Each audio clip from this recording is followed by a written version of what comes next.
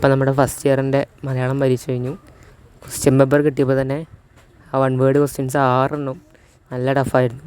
കുറച്ച് നേരം വായിച്ചാൽ തന്നെ ഓപ്ഷൻസൊക്കെ നല്ല കൺഫ്യൂസിങ് ആയിരുന്നു.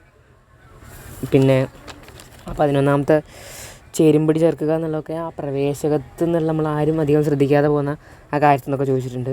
പിന്നെ വേരുകൾ നഷ്ടപ്പെടുത്തുന്നവർ എന്നുള്ള ശീർഷകത്തിൻ്റെ ഔചിത്യം, അങ്ങനത്തെ ഓരോ കാര്യങ്ങൾ ചോദിച്ചിട്ടുണ്ട്. അതൊക്കെ കുറച്ച് ഇൻഡയറക്റ്റായിട്ട് ചോദിക്കുന്ന പോലെ തോന്നി. PYQ എന്നൊക്കെ വ്യത്യസ്തമായിട്ടാണ് ചോദിച്ചിട്ടുള്ളത്.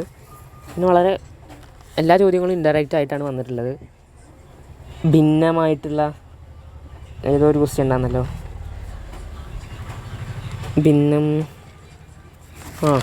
സ്ത്രീകളുടെ ജീവിതം എത്രത്തോളം ഭിന്നമാണെന്നുള്ള ഒരു ക്വസ്റ്റ്യനൊക്കെ നമുക്ക് അത്ര നന്നായി ചിന്തിച്ചാൽ മാത്രം എഴുതാൻ പറ്റുന്ന ഒരു ക്വസ്റ്റ്യനായിരുന്നു.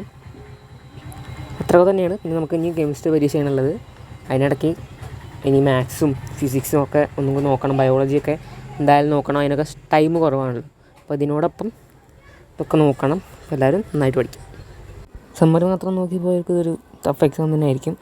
ടെക്സ്റ്റ് വൈസ് നന്നായിട്ട് ഓരോ ലൈൻ ബൈ ലൈനായിട്ട് വായിച്ചിട്ടുള്ളവർക്ക് ഇതൊരു ഈസി സിമ്പിൾ പരീക്ഷ തന്നെ ആയിരിക്കും.